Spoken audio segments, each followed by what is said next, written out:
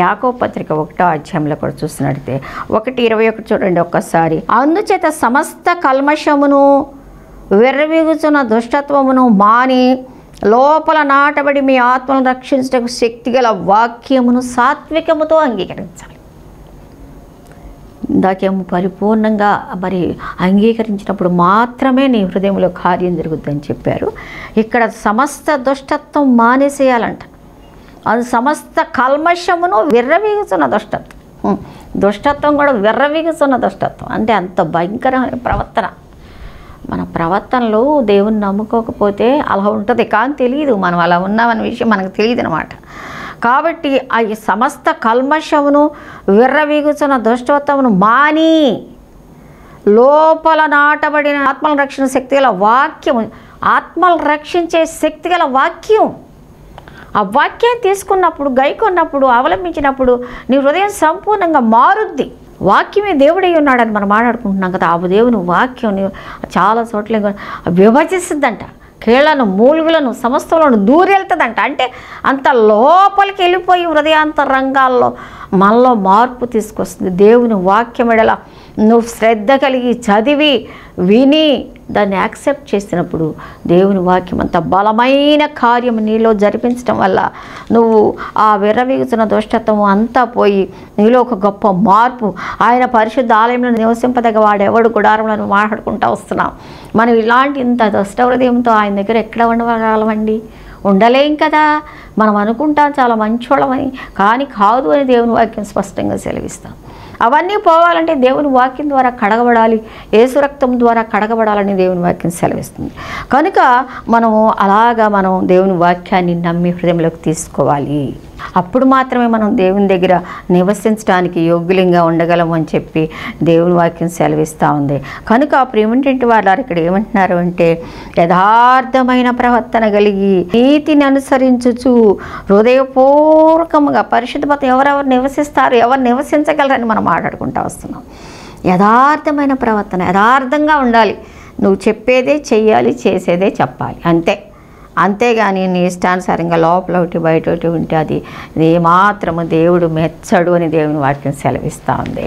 చూడండి కీర్తనలు 140:13 నిశ్చయముగా నీతిమంతులను నీ నామమునకు కృతజ్ఞతాస్తుతులు చెల్లించెదరు, యథార్థవంతులు నీ సన్నిధిని నివసించెదరు. ఆయన సన్నిధిలో ఉండే వాళ్ళు చూసుకుంటున్నాం కదా. యథార్థంగా ఉంటేనే నువ్వు ఆయన సన్నిధిలో ఉండగలవంట. యథార్థంగా, హృదయం యథార్థంగా ఉండాలి. యథార్థత గురించి మనం మాట్లాడుకుంటూ వస్తున్నాము. చేసేది ఒకటి, చెప్పేది ఒకటి ఉండకూడదు, లోపల ఒకటి బయట ఒకటి ఉండకూడదు. దేవుడు నిన్ను చూస్తూ ఉన్నాడు, దేవుడు నిన్ను అన్ని విధాలు పరిశీలిస్తూ ఉన్నాడు. అప్పుడు మనం యోగ్యులుగా ఉండాలంటే, దేవుని దగ్గర జీవించాలంటే 140వ దావీదు కీర్తన 13వ వచనంలో చెప్పినట్టుగా నిశ్చయముగా నీతిమంతులు నీ నామమునకు కృతజ్ఞతలు చెల్లించడం, యథార్థవంతులు నీ సన్నిధిని, యథార్థవంతులు మాత్రమే ఆయన దగ్గర ఉండగలరంట. అంతేకాదు చూడండి కీర్తనల గ్రంథంలో కూడా చూస్తే 11వ అధ్యాయం 3వ వచనంలో కూడా చూస్తే, యెహోవా తన పరిశుద్ధాలయంలో ఉన్నాడు, యెహోవా సింహాసనం మీద ఆకాశం మీద ఆయన నరులను కనులారా చూస్తున్నాడు, తన కనుదృష్టి చేత ఆయన వారిని పరిశీలించున్నాడు. యెహోవా నీతిమంతులను పరిశీలించును. నీతిమంతులు మాత్రమే ఆయన దగ్గర ఉండగలరు. కాబట్టి మనం ఆయన దగ్గర మరి చాలా జాగ్రత్తగా ఆయనకి ఇష్టానుసారముగా జీవించాలి అని దేవుని వాక్యం సెలవిస్తూ ఉంది. ప్రేమేంటి వార్లారా, కనుక మనం ఎంతో భక్తి జీవితాలు, భయముతో కలిగిన ప్రవర్తన, ఇష్టపూర్వకంగా మనం పాపం చేయకుండా మనం భయము కలిగి, వణుకు కలిగి మనం జీవించాలని దేవుని వాక్యం సెలవిస్తూ ఉంది. అంతేకాదు చూడండి 112వ దావీదు కీర్తనలో 3-4 కలిమియు సంపదయు వాని ఇంట ఉండును, వాని నీతి నిత్యము నిలుచును, యథార్థవంతులకు చీకట్లో వెలుగు పుట్టును. యథార్థంగా ఉన్నప్పుడు మనతో దేవుడు ఉంటాడు. మరి మనం దేవుని వాక్యంలో చూస్తున్నాం అన్నమాట.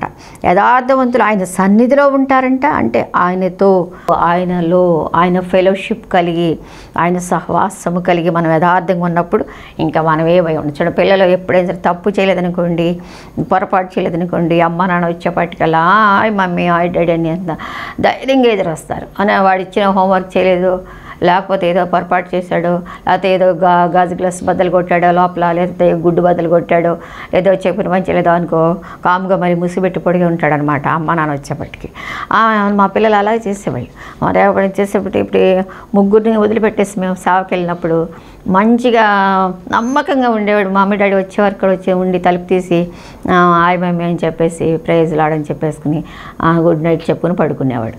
తప్పు చేశాడు ఇంకో ఎవరో ఒకడు హోంవర్క్ చేయకుండా, లేకపోతే ఏ ఒకటి బద్దలు కొట్టో అని కామ్గా పడుకుని కామ్గా ఉరికినే ఉంటాడు వాడు. అయినా సరే ముసుగు పెట్టుకుని పడుకుంటాడు. అన్నీ కోపపడతామని, కొడతామని, తిడతామని. అలాగే మనం కూడా తప్పు చేసినప్పుడు దేవుని దగ్గర ఉండటానికి, యథార్థత ఉండటానికి, దేవుని మోహం చూడటానికి భయం మనకి. అదే తప్పు చేయలేదు అనుకోండి, యథార్థంగా జీవించాం అనుకోండి, అమ్మ డాడీ వచ్చేసరి డాడీ మాతో ఉన్నారు అనేటువంటి మనకి ఒకలాంటి మన ఏసైతో ఉండటానికి మనం ఇష్టపడతాం. కాబట్టి ఇప్పుడు ఏమిటంటే వాళ్ళ మన జీవితాలలో మనం యథార్థమైన ప్రవర్తన కలిగి ఉన్నప్పుడు చీకటిలో ఉన్నా సరే వెలుగు పుట్టుద్దంట. అది కీర్తన గ్రంథం 112:3-4 చూస్తే యథార్థవంతులకు చీకటిలో వెలుగు పుట్టును.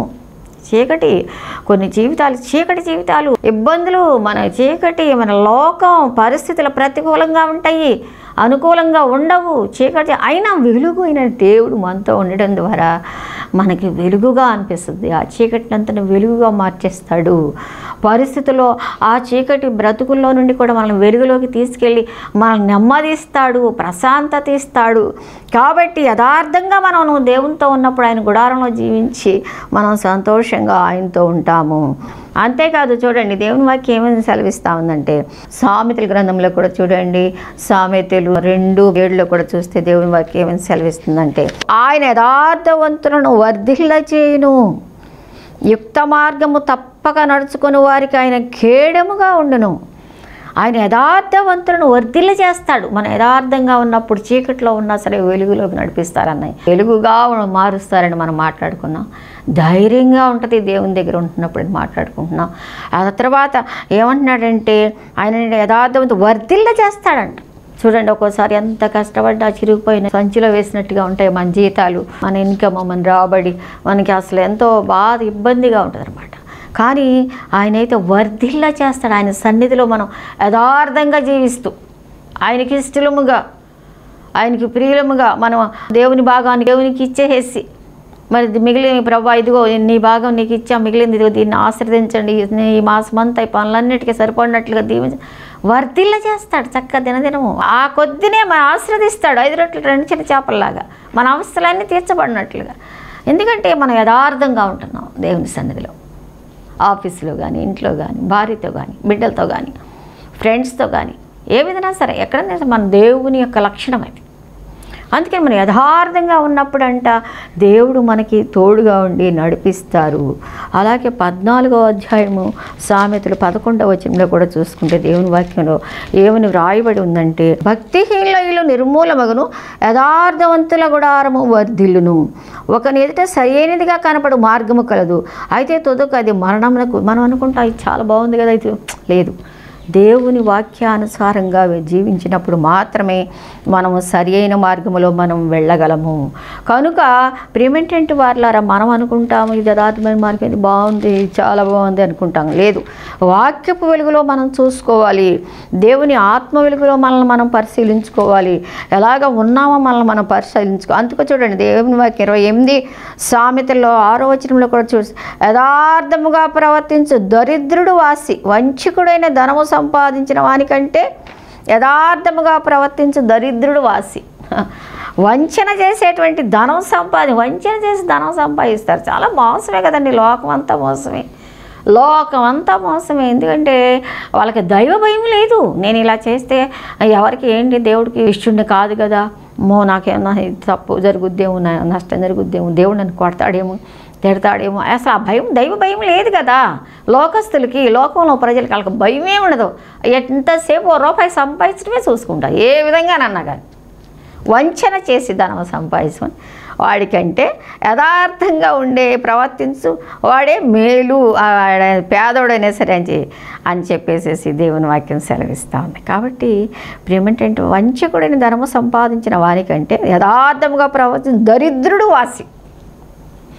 అటు దరిద్రుడైనా సరే మరి అంతే కదా. ధనవంతుడు లాజరు విషయంలో చూస్తే మరి ధనవంతుడు ఎంత వెరవీగిపోయాడు, లాజర్ ఎంత సఫర్ అయ్యాడు. కానీ పరలోక రాజ్యంలో లాజరే కదా ఉన్నాడు. ఆ లాజర్ను పంపించమంటున్నాడు. ఒక్క వేలు చిటికిన వేలైనా ఒక చొక్క అన్న వేస్తే నాకు ఈ మంట తిరుగుద్దేమో, దేవుడా పంపించు అని అక్కడ ఏడుస్తున్నాడు. ఏమిటంటే వాళ్ళ ఇలాంటి యథార్థ జీవితం, దేవుని ఇష్టమైన జీవితం కలిగి ఉండటం వల్ల మనం మన పరలోక రాజ్యంలో మనం ఆయనకి ఇష్టముగా ఆయనతో సదా ఉంటాము. కనుక మనం ఆయన గుడారంలో ఉండాలి అంటే మనం కావలసినటువంటి లక్షణాల గురించి మనం ధ్యానం చేసుకుంటూ వస్తున్నాము. యథార్థంగా ఉండాలని దేవుని వాక్యం సెలవిస్తుంది అని చెప్పి మనం ఇక్కడ చూసుకున్నాము. అంతేకాదు చూడండి, కీర్తన గ్రంథం 101వ అధ్యాయం 2వ వచనంలో కూడా చూస్తే, ఆ ఇంట యథార్థ హృదయంతో నడుచుకుందును, నా కన్నుల ఎదుట నేను ఏ దుష్కార్యమును ఉంచుకొనను, నిర్దోష మార్గమున వివేకముతో ప్రవర్తించదును, నువ్వు ఎప్పుడు నా ఎద్దుకు వచ్చేదవు, నా ఇంట యథార్థ హృదయంతో నడుచుకుందును, నా కన్నుల ఎదుట నేను అబ్బా నా ఇంట యథార్థ హృదయంతో నడుచుకుంటానయ్యా. నువ్వు ఎప్పుడు వస్తావు? నువ్వు వచ్చే వరకు కూడా ప్రభా నేను చాలా జాగ్రత్తగా ఉంటాను, నా ఇంట్లో నేను యథార్థంగా ఉంటాను, నా భార్య విషయంలో, నా బిడ్డల విషయంలో. మరి చాలా మంది కుటుంబాలు, ఎన్నో కుటుంబాలలో యథార్థత ఉండదు. దేవుని బిడ్డలు దేవుని నమ్ముకుని కూడా యథార్థత ఉండదు. భార్య విషయంలో, భర్త విషయంలో మరి చాలా వారు తప్పిపోతూ ఉంటారు. ఏమిటంటే వాళ్ళ చాలా జాగ్రత్త. దేవుని గుడారంలో నువ్వు రేపు నివసించాలి అంటే, దేవునితో నువ్వు ఉండాలి అంటే, యోగ్యత కలిగి ఉండాలి అంటే యథార్థమైన ప్రవర్తన కలిగి ఉండాలి, లేకపోతే చాలా నష్టపోతావు అని దేవుని వాక్యం ఇక్కడ స్పష్టంగా యథార్థతను గురించి మాట్లాడుతూ ఉంది. వాక్యపు వెలుగులో అందుకే వాక్యపు వెలుగులో చూసుకో అని చెప్పి ముందే చెప్పాడు దేవుడు మనకు. ఏమని చెప్పాడంటే 33:4లో కూడా చూడండి, దేవుని వాక్యం కీర్తన గ్రంథంలో ఏమేమంటున్నాడంటే, యెహోవా వాక్యం యథార్థమైనది, ఆయన వాక్యం యథార్థమైనది, అందుకే వాక్యపు అర్థంలో చూసుకో నువ్వు, ఆయన చేయనిదంతయు నమ్మకమైనది, ఆయన వాక్యం ఎంతంటే యథార్థమైంది. కాబట్టి వాక్యమే దేవుడై ఉండేను. ఆ దేవుడు యథార్థవంతుడు కనుక ఆయన బిడ్డలమైన మనము, రక్షణ పొందిన మనము ఆయన గుడారంలో రేపు జీవించాలి అంటే మనం కూడా యథార్థమైన ప్రవర్తన కలిగి ఉండాలి అని దేవుని వాక్యము మనకి సెలవిస్తూ ఉంది. అంతేకాదు దేవుని వాక్యంలో చూస్తే ఏమంటున్నాడంటే, సామెతల గ్రంథంలో కూడా చూడండి 15వ అధ్యాయం 8వ వచనం చూస్తే దేవుని వాక్యం ఏమని సెలవిస్తూ ఉందంటే, భక్తిహీనులు అర్పించు బలులు యెహోవాకు హేయములు, యథార్థవంతుల ప్రార్థన ఆయనకు ఆనందకరము.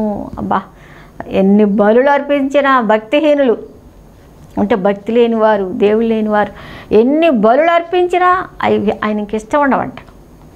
కానీ యథార్థవంతుల ప్రార్థన, నువ్వు యథార్థంగా ఉండి ఆయన సన్నిధిలో ప్రార్థిస్తే ఆయనకి ఆనందకరం అంట. యథార్థవంతుల ప్రార్థన ఆయనకు ఆనందకరము.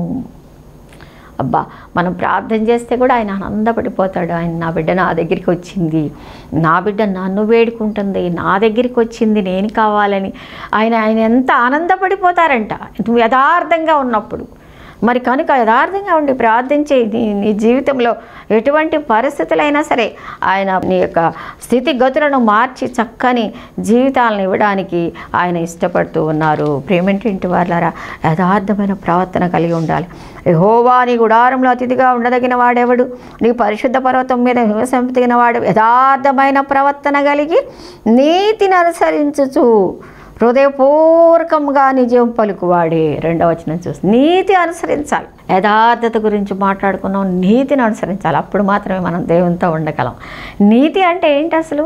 ఆదికాండంలో చూసినట్టే ఆ 15వ అధ్యాయము, అబ్రహాము దేవుని నమ్మెను, అది అతనికి నీతిగా ఎంచబడెను. దేవుని నమ్మటమే నీతి అని దేవుని వాక్యం సెలవిస్తూ ఉంది. ఇంకా 6వ వచనంలో 15:6, అతడు యెహోవాను నమ్మెను, ఆయన అది అతనికి నీతిగా ఎంచెను. అతడు అంటే ఇక్కడ అబ్రహాం అన్నమాట. అబ్రహాము దేవుని నమ్మాడు, అదే నీతి.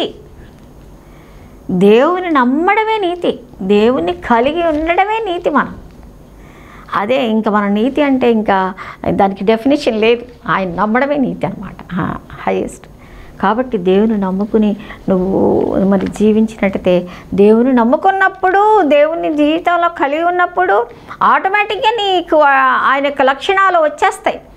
ఆయన ఇప్పుడు మనం మాట్లాడుకున్నట్టుగా యథార్థత వీటన్నిటిలో మనం జీవిస్తూ ఉన్నప్పుడు అప్పుడు నీతిగా జీవించడానికి మనం ఒక మెట్టు ఎక్కగలం అన్నమాట.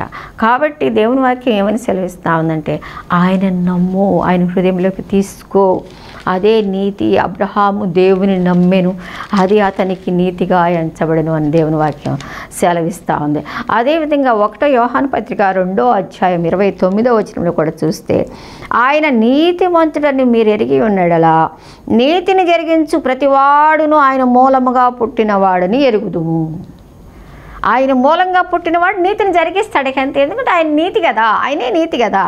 ఆయన నీతిమంతుడని మీరు ఎరిగి ఉన్న ఎడలా నీతిని జరిగించు ప్రతివాడును ఆయన మూలముగా పుట్టి ఉన్నాడని ఎరుగుదు. ఆయన మూలముగా పుట్టి ఉన్నాం కాబట్టి మనలో తప్పకుండా ఆ నీతి ఉండాలి. అప్పుడే నువ్వు ఆయనలో పుట్టినట్టు. ఆయన పుట్టినవాడిన నీతి ఆటోమేటిక్గా ఆయన బట్టి నీకు అంటే రెండు కలిసి ఉన్నాయి అన్నమాట. కాబట్టి ఆయన మనం కలిగి ఉన్నాము అంటే ఆయన నీతిని మనము కలిగి ఉన్నామని వాక్యం, దేవుని వాక్యం ఏమని సెలవిస్తూ ఉందంటే 2వ దినవృత్తాంతాలు 29 2వ వచనం చూడండి.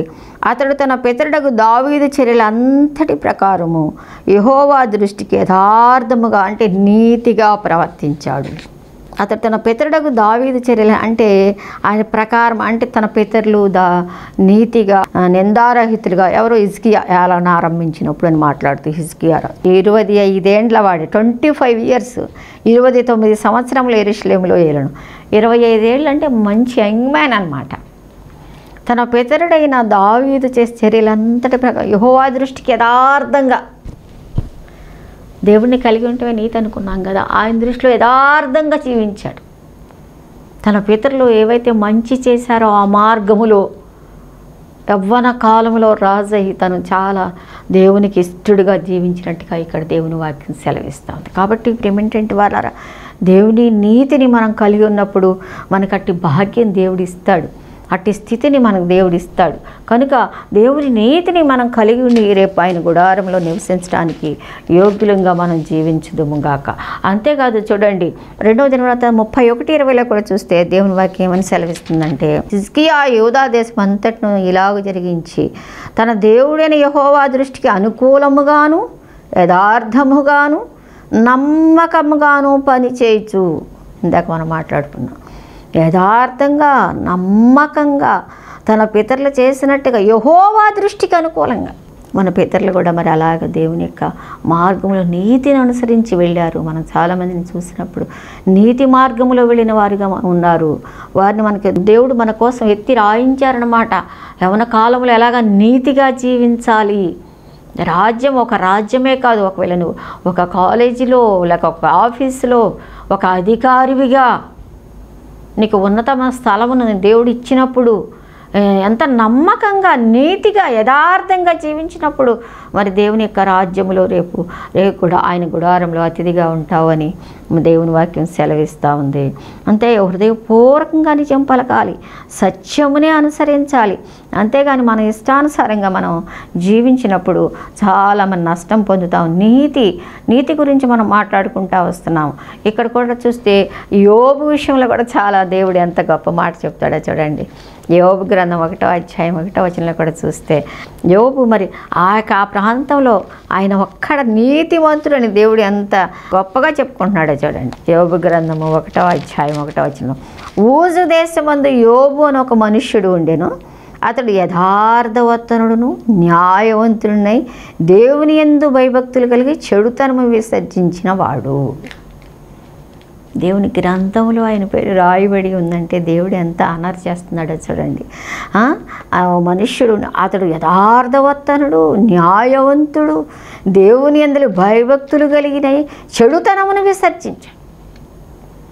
దేవుని యందు భయం కలిగి ఉన్నప్పుడు ఆటోమేటిక్గా చెడు అంటే మనకు అసహ్యత కలుగుతుంది. చెడు అంటే నీకు అసహ్యత కలగట్లేదంటే దేవుని యందు భయం లేదు.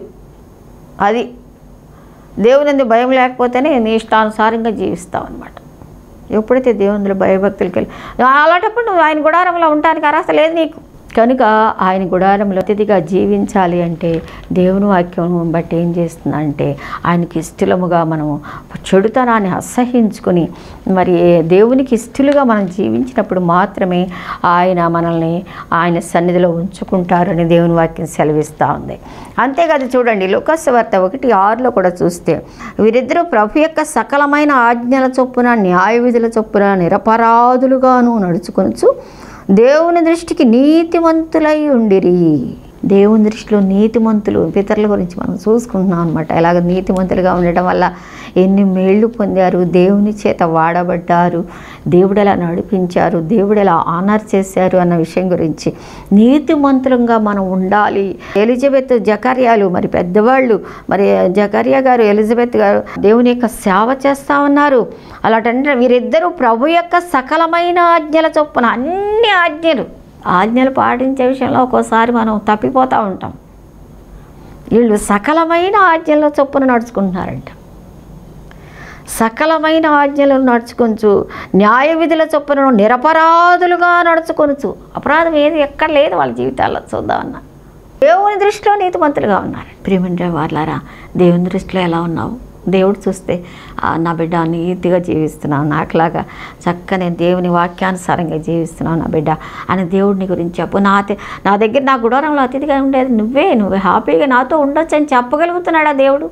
అసలు అలాంటి ఇంటిమసీ ఉందా దేవుడికి నీకు అసలు? లేకపోతే ఎందుకండి మనం ఇంకా క్రైస్తవ జీవితం, దేవుని యొక్క జీవితం మనకి ఎందుకు? ప్రభు రాబోతున్నారు త్వరగా.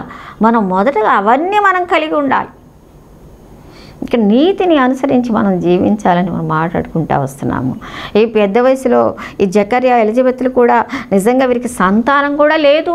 పాపం అంత పెద్దోళ్ళు అయిపోయినా కూడా మా సంతానం లేదుగా, దేవుని నమ్ముకున్నాం, దేవుని సేవ చేస్తున్నాం, ఏంటి అని నిరాశ ఎక్కడ లేదు ఇళ్ళలో. దేవుని దృష్టిలో అన్ని ఆజ్ఞలు నెరవేరుస్తూ చక్కగా సకల మర్యాదలతో మరి ముందుకు వెళ్తూ ఉన్నప్పుడు దేవుడు తర్వాత మరి వాళ్ళని ప్రేమించి యోహాన్ని గారిని ఇచ్చారు కదా. ఎప్పుడైతే మనం నీతిగా మరి ముందుకు వెళ్తామో దేవుడు మన అవసరత ఏంటో ఆయనకి తెలుసు. ఆయన మన అవసరతలు తీర్చేటువంటి దేవుడుగా ఉన్నాడు అని దేవుని వాక్యం ఇక్కడ మనకి తెలియజేస్తూ ఉంది. అపొస్తలుల కార్యాలు 24:16 చూస్తే, ఈ విధముగా నేనును దేవుని ఎడలను మనుషుల ఎడలను ఎల్లప్పుడూ నా మనస్సాక్షి నిర్దోషమైనదిగా ఉన్నట్లుగా అభ్యాసము చేసుకొంచున్నాను. ఇక్కడ పౌలు గారికి కూడా చాలా కష్టాలు, శ్రమలు సువార్త ప్రకటనలో ముందుకు వెళ్తున్నప్పుడు మరి చూడండి అక్కడ తీసుకొచ్చారు ఆయన్ని విచారణ చేయడానికి. అప్పుడు ఆయన ఫెలిక్స్ దర్గా దగ్గర అక్కడ తీసుకొచ్చారు.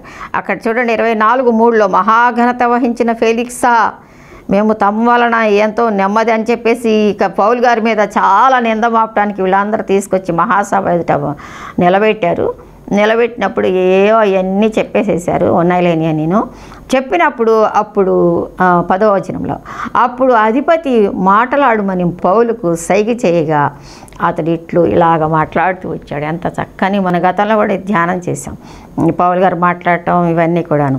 మరి ఇవన్నీ కూడా చూస్తే అంత విషయాలన్నీ కూడా ధర్మశాస్త్రాన్ని నేనేమో వ్యతిరేకంగా చేయలేదయ్యా, ఇవన్నీ చేశాను. కానీ యేసుక్రీస్తు ప్రభు వారి లోకానికి వచ్చారు, ఆయనే మెస్సయ్య, ఆయనే దేవుడు రక్షకుడని నేను వివరంగా వీళ్ళకి చెప్తుంటే వీళ్ళకి చాలా బాధగా ఉంది.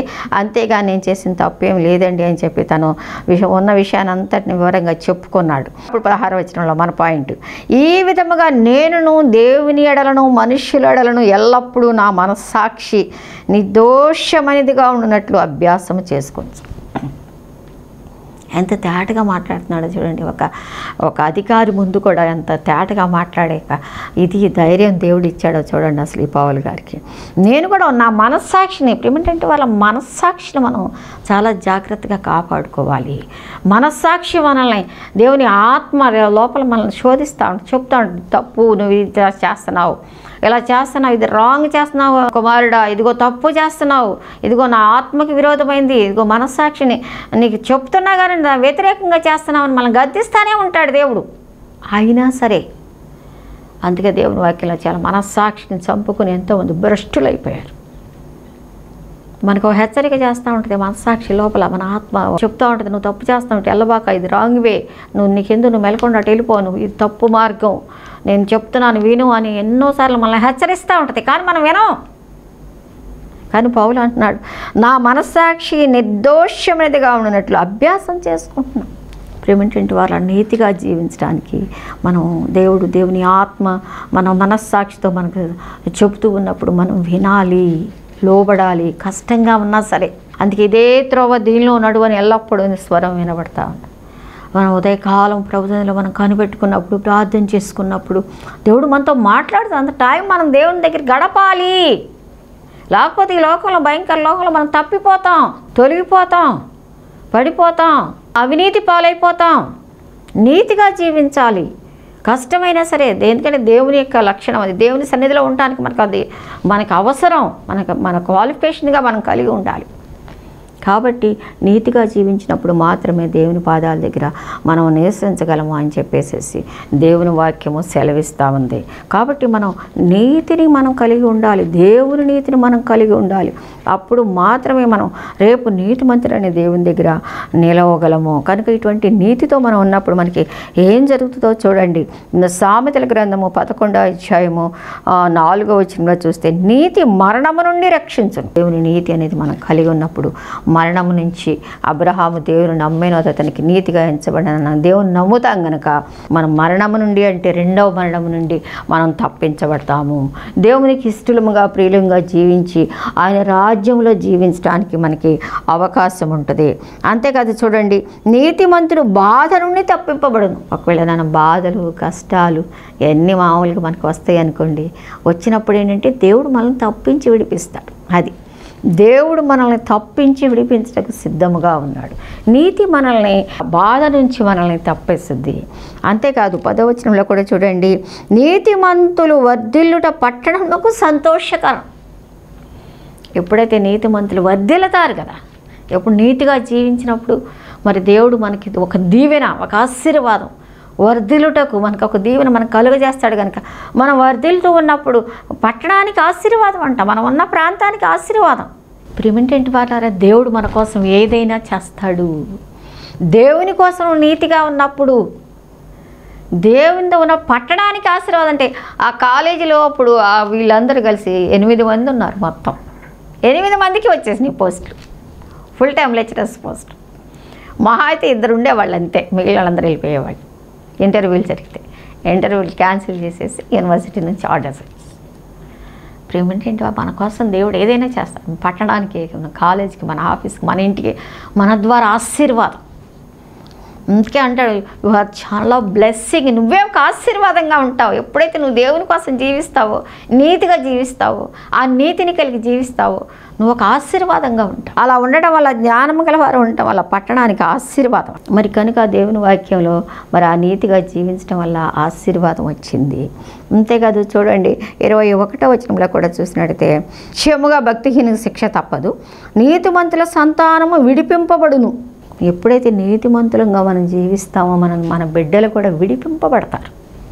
విడిపించడం అంటే లోకం నుండి, పాపం నుండి రక్షణ. మళ్ళీ మనం ఎలాగ రక్షణ భాగ్యం పొందుకున్నామో మన బిడ్డలు కూడా విడిపింపబడి రక్షణ భాగ్యం పొందుకునే అవకాశం ఉంటుంది. మన ప్రార్థనా జీవితాలు, మన నీతి జీవితాలు, మన ప్రార్థనలు ప్రభు ఆలకించి మన బిడ్డలకు ఆశీర్వాదాలు, రక్షణ భాగ్యం ముందు అన్నిటికంటే. ఆశీర్వాదం అంటే చదువులు, ఉద్యోగాలు, వివాహాలు ఓకే, అది కాదనను, కానీ మెయిన్ రక్షణ భాగ్యం, ఒక ఆత్మరక్షణ. ఒకవేళ చనిపోతే ఇవాళ రేపు ఎక్కడ ఉంటామన్నది మనం ఆలోచించుకోవాలి. అదే నిజమైన ఆశీర్వాదం అంటాను నేను.